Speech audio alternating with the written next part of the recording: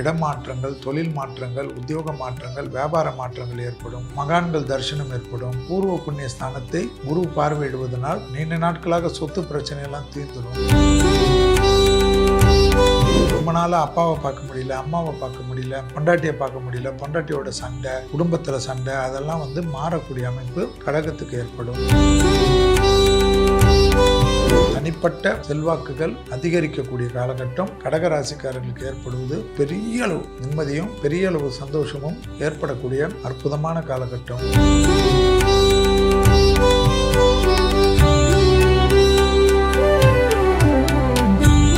கடகம் ஆலங்குடி குருஸ்தலம் அற்புதமான அமைப்பை ஏற்படுத்தும். அதே போல் கடகத்தில் தான் உங்கள் ராசிக்கு தான் குரு வராரு ஜென்மத்தில். நிறைய நல்லது நடக்கும். பிள்ளைகள் விஷயம் ஏற்றம், குடும்பத்தில் துணை அல்லது துணைவியார் விஷயத்தில் ஏற்றம், திருமண தடைகள் நீங்கும், புத்திர சந்தான தடைகள் நீங்கும், தாய் வழி உறவு, தந்தை வழி உறவு ஏற்றம் பெறும், வெளி உலகத்தில் நல்ல பேர் கிடைக்கும், புகழ் கிடைக்கும், அக்கம் பக்கத்தில் உங்களுக்கும் இருந்த சண்டைகள் பரிபூர்ண நிவர்த்தி ஏற்படும், தொலைதூரத்திலிருந்து நல்ல செய்திகள் வரும், இடமாற்றங்கள், தொழில் மாற்றங்கள், உத்தியோக மாற்றங்கள், வியாபார மாற்றங்கள் ஏற்படும், மகான்கள் தரிசனம் ஏற்படும். பூர்வ புண்ணிய ஸ்தானத்தை குரு பார்வையிடுவதனால் நீண்ட நாட்களாக சொத்து பிரச்சனையெல்லாம் தீர்ந்துடும். ரொம்ப நாளாக அப்பாவை பார்க்க முடியல, அம்மாவை பார்க்க முடியல, பொண்டாட்டியை பார்க்க முடியல, பொண்டாட்டியோட சண்டை, குடும்பத்தில் சண்டை, அதெல்லாம் மாறக்கூடிய அமைப்பு கடகத்துக்கு ஏற்படும். தனிப்பட்ட செல்வாக்குகள் அதிகரிக்கக்கூடிய காலகட்டம் கடகராசிக்காரர்களுக்கு ஏற்படுவது பெரிய அளவு நிம்மதியும் பெரிய அளவு சந்தோஷமும் ஏற்படக்கூடிய அற்புதமான காலகட்டம். இழுபறியாக இருந்த சிக்கல்கள் பரிபூர்ண நிவர்த்தி ஏற்படும். தொழில் ரீதியாக இருந்த சங்கடங்கள் பரிபூர்ண நிவர்த்தி ஏற்படும். நிறைய புது கூட்டாளிகள் கிடைக்கக்கூடிய அமைப்பு ஏற்படும். நட்பு விஷயத்தில் அற்புதங்கள் காணப்படும். அதே போல் மனதில் ஒரு தெளிவும் மனதில் ஒரு சந்தோஷமும் ஏற்படும். ஆனால் அதே சமயம் என்ன பார்க்கணுன்னா எதிரிகள் பலமாக இருப்பாங்க கடகத்துக்கு. ஆமாம், ஏன்னா 6ஆம் அதிபதி உச்சமாகிறார். ஓகே, அதனால் பார்த்துக்கணும். பெரிய உங்களுடைய ஹெல்த் நீங்கள் கொஞ்சம் நல்லா அந்யோன்யமாக பார்த்துக்கணும். அவங்களுக்கு ஆறுதல் சொல்லணும், சந்தோஷம் சொல்லணும். நிறைய விஷயத்தில் வாக்குவாதம் இல்லாமல் பார்த்து கொள்வதெல்லாம் கடகத்திற்கு நன்மையான சூழ்நிலையை ஏற்படுத்தக்கூடிய அற்புதமான காலகட்டம். இழுபறியாக இருந்த பலவிதமான சங்கடங்கள், பலவிதமான கஷ்டங்கள் நீங்கக்கூடிய அற்புதமான காலகட்டமாக கடகம் பார்த்துக்கொள்வேன். ஆனால் தேக ஆரோக்கியத்தை ரொம்ப கவனமாக பார்த்துக்கணும் கடகம். ஆமாம், அடிவயிறு, கழிவு பாதை, முதுகு தண்டோடு, அதுதான் அதே போல் மறைமுக எதிரிகளுடைய பலம் கடுமையாக இருக்கும். அது யார் எதிரினே தெரியாது, எல்லாருமே ஒன்று சேர்றது. ஏன்னா கடகத்துக்கு இதெல்லாம் உண்டு இந்த டைம். ஏன்னா 6ஆம் அதிபதி உச்சமாகிறார். 6னாவே சத்ரு, 6னாவே ரோகம், 6னாவே கடன் ருணன்றது தான். அதனால் வழக்குகள் எல்லாம் நிறைய கடகம் உஷாராக இல்லைன்னா சந்திக்க வேண்டிய நிர்பந்தங்கள் ஏற்பட்டு விடக்கூடிய காலம். சார், இப்போ குரு பெயர்ச்சியாக இருக்குது. அந்த திருக்கணிதம், வாக்கியம், பஞ்சாங்கம் அப்படின்னு 2 விஷயங்கள் இங்கே சொல்லப்பட்டாலும் மேஜர் டிஃப்ரென்ஸ் எல்லாம் 5-10 நாட்கள் இது எப்போதுமே ஒரு குழப்பத்திலே இருக்குது. இதை தாண்டி இப்போது இந்த கடக ராசியில் அவர் குரு பெயர்ச்சியாக இருக்காரு சார். ஸோ ஃபஸ்ட்டு ஒரு பொது பலன், அது மட்டும் இல்லாமல் கடக ராசியில் தான் விஜய் அவர்களும் இருக்கார். இப்போ இந்த தமிழ்நாட்டுக்கு இது எந்த மாதிரியான ஒரு இது? ஜாதகத்தில் ஜோதிடத்தில் ஒழுங்காக பார்த்தீங்கன்னா பொது பலன்னா ஸ்பெஷல் கிடையாது. தமிழ்நாடு உலகத்துக்கு தான் பொது பலன்றது உலகத்தில் ஜென்மத்தில் இப்போ கடகத்தில் குரு. நீங்கள் சிஎம் வச்சுக்கின்னு கேட்குறது அவருடைய தனிப்பட்ட பலன். ஓகே, அது தனியாக ஜாதகம். இப்போ கடகத்தில் குரு வர்றது உச்சம் பெறுவார். அவர் உலகத்தில் நிறைய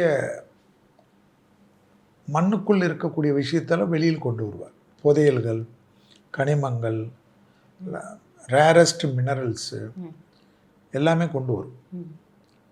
பெண்களுக்கு பெரிய உலகம் முழுவதும் நன்மைகள் ஏற்படுவது, உலகத்தில் பெண்களுக்கு பெரும் பேர் புகழ் ஏற்படுவது எல்லாமே கிடைக்கும். பெண்கள் பாதுகாப்பு நிறைய பாதிப்புகள்லாம் பராப வருடம் இது.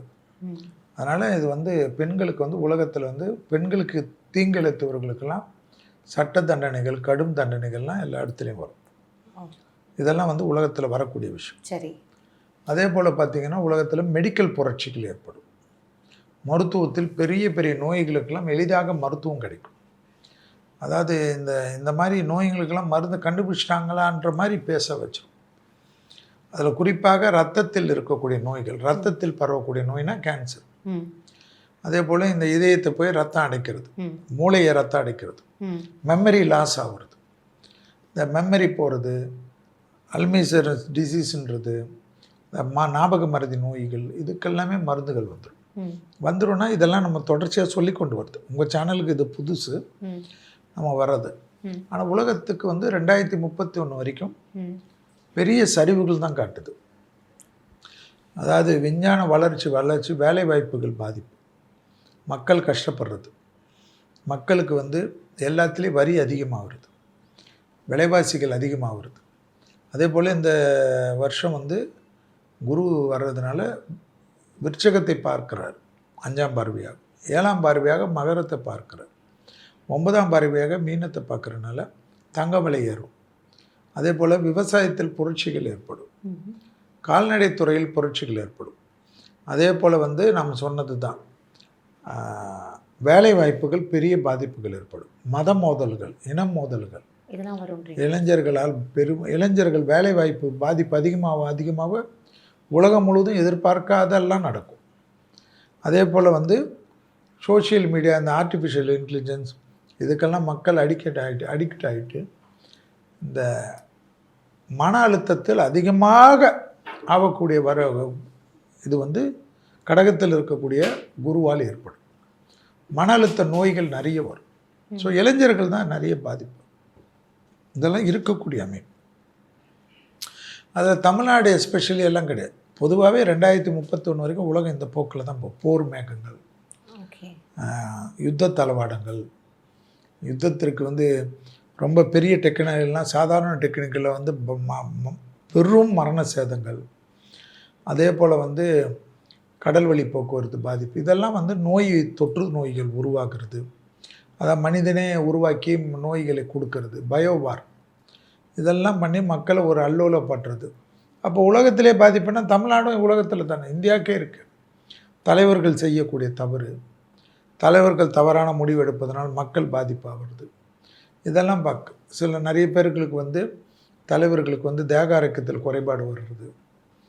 அவர்கள் எதிர்பார்க்காத திடீர் நோய் வாய்களுக்கு கூட இருப்பவர்கள் செய்யக்கூடிய தவறுகளுக்கு பதில் சொல்கிறது. இதெல்லாம் தெய்வ வழிபாடுகள், மகான்கள் வழிபாடுகள், சித்தர்கள் வழிபாடுகள். ஏன்னா சித்த பூமி நம்மதெல்லாம் இது போல் கும்பிடுவது, இது போல் விசேஷம்தான் நம்மளே இந்த உலகத்தில் இதுவும் கடந்து போகுன்ற மாதிரி. ஏன்னா எல்லாமே புரட்சிகள். இப்போ விஜய் சார் வருவார்னு யாராவது நினச்சாங்களா? அப்படி கிடையாது. இது போல் எதெல்லாம் தொட்டு இருக்கிறதோ அதெல்லாம் காணாத போகும். அதுதான் அந்த ஜென்மத்தில் வரக்கூடிய குரு பண்ணு. இது உச்சத்தில் குருன்னு சொல்கிறது என்ன மாதிரி? இல்லை, சந்திரன் வீட்டில், கடக ராசியில் சந்திரனுடைய வீட்டில் குருவானவர் உச்சம் பெறுவார். உச்சம் பெறுகிறதுக்குன்னு எல்லா ராசிக்கும் உண்டு. சனியானவர் துலாத்தில் உச்சம் பெறுவார், சந்திரனானவர் ரிஷபத்தில் உச்சம் பெறுவார். ஸோ குருவானவர் கடகத்தில் உச்சம் பெறுவார். இவ்வளோதான். உச்சம்னா அவங்க பலத்தை இழக்காமல் இருப்பாங்க, நீசம்னா பலத்தை இழப்பார்கள். ஏன்னா 13 வருஷம் கழிச்சுன்னு சொல்கிறாங்க. 12 வருஷம். ஓகே, அது ஒவ்வொருத்தர் கணக்கு. குரு என்றால் ஒரு இடத்துக்கு வரணும் 1 வருஷம், அவர் சுற்றி வர்றதுக்கு 12 வருஷம். அவ்வளோதான். 11வது முடிவில் வந்துடுவார், 12வது வருஷம் முடிவில் வெளில போயிடுவார். இவ்வளோதான் குரு. ஓகே. சனின்னா 27வது வருஷத்தில் வருவார், 30வது வருஷத்தில் போவார். அதனால தான் சனி 30 வருஷத்துக்கு ஒரு முறை. ஓகே. ஏன்னா ஒரு ராசியில் 2.5 ஆண்டுகள், அப்போ 12 ராசினா 30 ஆண்டுகள். அதே போல் குருனா ஒரு ராசியில் 1 வருடங்கள், 12 ராசியில் 12. ஓகே, அவ்வளோ. அதுதான் இந்த கடகத்தில் அந்த தமிழகத்துக்குன்னு ஏதாவது குறிப்பாக சொல்ல முடியும்? தமிழகத்துக்குன்னு இல்லைம்மா. தமிழகத்துக்கு என்னென்னா நிறைய விஷயங்கள் ஸ்திரத்தன்மையாக தான் இருக்கும். நிறைய பிரச்சனைகள் நிறைய இருக்கும். இதெல்லாம் தமிழ்நாடு இல்லை, இந்தியாவே இருக்கும், உலகமே இருக்கும். இந்தியாவில் நிறைய இருக்கும் பிரச்சனைகள். அதனால தான் உங்களுக்கு இந்த குரு பயிற்சி வர்றதுக்கு முன்னாடியே பிரைம் மினிஸ்டர்லாம் மக்கள் ஜாக்கிரதையாக இருக்கணும், பெரிய பெரிய எக்கனாமிஸ்ட்லேருந்து ஃபைனான்ஷியல் அட்வைஸர்லாம் ரொம்ப ஜாக்கிரதையாக இருங்க, சேமிப்பை பத்திரமா வச்சுக்கோங்க, நிறைய வெஹிக்கிளை கம்மி பண்ணிக்கோங்க, எல்லாமே ஓல்டு வாங்காதீங்க, இதெல்லாம் அந்நிய செலவாணி இதெல்லாம் இருக்கிறதெல்லாம் இருக்கும். அது முதலே அவங்க சொன்னாங்க. அந்த குரு வரதுக்கு முன்னாடியே இது இப்போவே முதலே ஆரம்பிச்சிடுச்சு இல்லை? அது இன்னும் நீங்கள் பார்த்தீங்கன்னா ஜூன் ஜூலைலலாம் இன்னும் அதிகமாக தான் இருக்கும். அதே போல் நிலநடுக்கங்கள், கடல் பழக்கிறது, கடல் நீர் மாசுபடுறது, பூமி சரியிறது, கடல் தண்ணி உள்ளே வர்றது, இதெல்லாம் நம்ம பார்க்கக்கூடிய அமைப்பு. நவம்பர் டிசம்பர் மந்த்லலாம் நம்ம நிறைய இருக்கும். வெள்ளங்கள் வந்து அப்படியே கொட்டும். அதெல்லாம் முதலே எச்சரிக்கை நடவடிக்கைலாம் அரசாங்கம் கவர்மெண்ட்லாம் எடுக்கணும். இப்போ புது கவர்மெண்ட் வந்திருக்கு. அவர்கள்லாம் முதலே வந்து அதுக்கு உண்டான பிளானிங் பண்ணணும். இல்லைன்னா கெட்ட பேர் வரும். ஏன்னா நிறைய பிரச்சனைகள் வரும். வெள்ளம், அதாவது மழை காலத்தில் மழை பெய்யாமல் வெயில் அடிக்கும், வெயில் காலத்தில் மழை அடிக்கும், புயல்கள் அடிக்கும். அதுபோல் நிறைய காற்றால் ஏற்படக்கூடிய அமைப்பு பெரிய அளவு சொல்லுங்கள்.